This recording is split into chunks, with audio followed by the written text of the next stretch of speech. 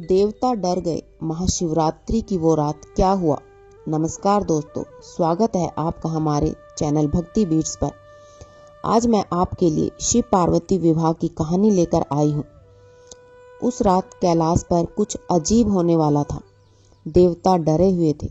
ऋषियों की सांसें थमी हुई थी, क्योंकि महादेव की आंख खुल जाती तो सृष्टि कांप उठती, और अगर वह विवाह ना होता तो प्रेम नाम की भावना ही इस संसार से मिट जाती। यह सिर्फ शिव पार्वती का विवाह नहीं था, यह अंधकार और प्रकाश के बीच लड़ा गया युद्ध था। आज मैं आपको वह कथा सुनाने जा रही हूँ जिसे सुनकर आप अंत तक रुके बिना नहीं रह पाएंगे। महाशिवरात्रि की वो रात जब स्वयं वैरागी महादेव ने विवाह स्वीकार किया। बहुत समय पहले की बात है। आकाश में देवताओं की सभा लगी थी।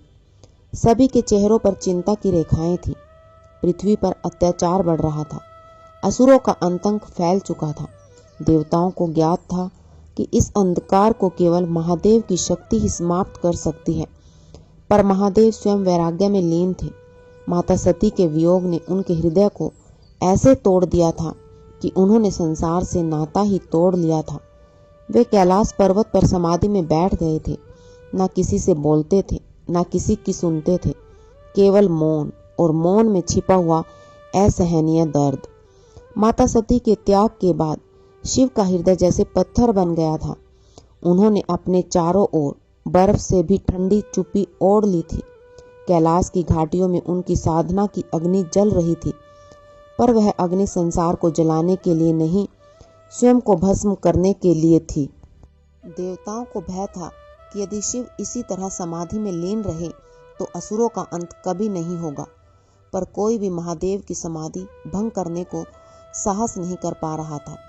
इसी समय हिमालय के राज के घर एक कन्या का जन्म हुआ। उसका नाम रखा गया पार्वती। बचपन से ही उस बालिका का मन किसी अदृश्य शक्ति की ओर खिंचता रहता था। जब वह बोलती तो उसके होठों पर अनजाने में शिव शिव का नाम आ जाता। जैसे जैसे वह बड़ी हुई, उसका हृदय शिव भक्ति में और गहराता गया। वह कैलाश की ओर देखकर घंटों मौन बैठी रहती, जैसे किसी अपने को याद कर रही हो।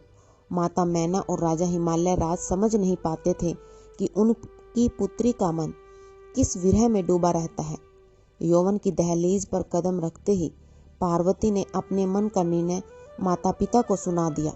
उसने कहा कि वह केवल महादेव को ही अपना पति स्वीकार करेगी। यह सुनकर माता मैना का हृदय कांप उठा। उन्हें शिव की कठोर तपस्या, भस्म और वैराग्य का स्मरण आया। राजा हिमालय भी चिंतित हो गए। वे जानते थे कि शिव विवाह नहीं करना चाहते, पर पार्वती का संकल्प अड़िग था। उसके नेत्रों में तप की ज्वाला जल रही थी। उसने प्रण लिया कि वह शिव को पाने के लिए अपना सर्वस्व अर्पित कर देगी। देवताओं ने जब देखा कि पार्वती का प्रेम और तपस्या सच्ची है, तो उन्होंने सोचा कि शायद इसी प्रेम से शिव का हृदय पिघल सके। पर समस्या यह थी कि महादेव समाधि में लीन थे। तब देवताओं ने कामदेव को भेजा कि वह अपने पुष्पबाण से शिव के मन में प्रेम की हल्की सी तरंग जला दें। कामदेव प्रसन्नता से कैलाश पहुंचे। उन्होंने बसंत ऋतु की मधुर बयार के साथ अपना बाण चलाया, पर जैसे ही शिव की समाधि टूटी, उनके तीसरे नेत्र से अग्नि प्रकट हुई और क्षण भर में कामदेव भस्म हो गए। पूरा कैलाश स्तब्ध रह गया। पार्वती की आंखों से अश्रुधारा बह निकली। उसका हृदय टूट गया, पर उसका संकल्प नहीं टूटा।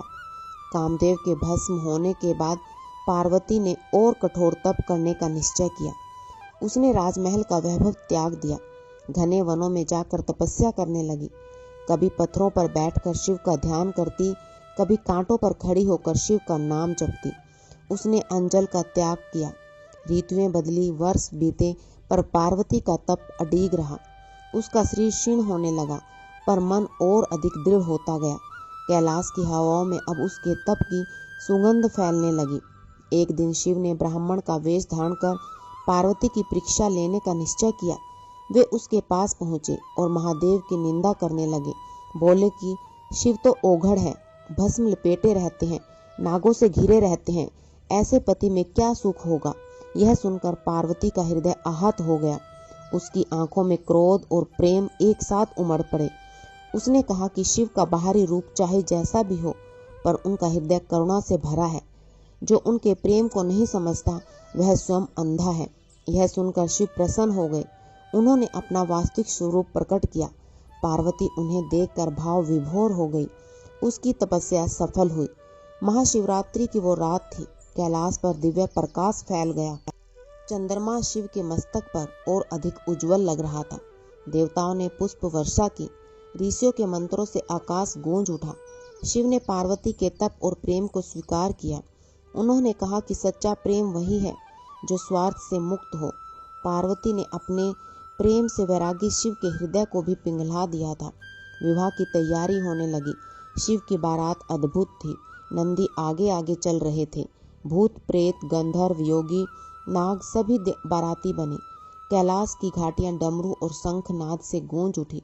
माता मैना पहले भयभीत हुई, पर पार्वती के चेहरे पर शांति और आनंद देखकर उनका हृदय भी भर आया। उन्होंने समझ लिया कि उनकी पुत्री का प्रेम ही उसका सबसे बड़ा आभूषण है। विवाह संपन्न हुआ।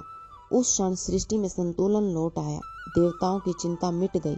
शिव और पार्वती का मिलन केवल दो आत्माओं का मिलन नहीं था, बल्कि त्याग और प्रेम का संगम था। महाशिवरात्रि की वह रात अंधकार पर प्रकाश की विजय बन गई। कहते हैं जिस रात शिव और पार्वती का विवाह हुआ, उसी रात संसार को यह संदेश मिला कि प्रेम तब से मिलता है और तब प्रेम से पूर्ण होता है। अगर जीवन में अंधकार हो तो पार्वती जैसी आस्था रखो। अगर मन वैराग्य में डूब जाए तो शिव की तरह करुणा का द्वार खोलो। आज भी जो सच्चे मन से महादेव को पुकारता है, उसकी राह में रोशनी स्वयं उतर आती है। कैलाश पर हुआ यह विवाह आज भी हर भक्त के हृदय में जीवित है और हर महाशिवरात्रि पर वही दिव्य कथा फिर से जीवंत हो उठती है। आज अगर आप यह कथा सुन रहे हैं तो समझ लेना महादेव की कृपा आपकी ओर बढ़ चुकी है। बस एक बार आंख बंद करके कह देना, हे भोलेनाथ मुझे भी अपने चरणों में स्थान दे। हर हर महादेव। जय माता पार्वती। आपके जीवन में भी कैलाश जैसी शांति उतरे।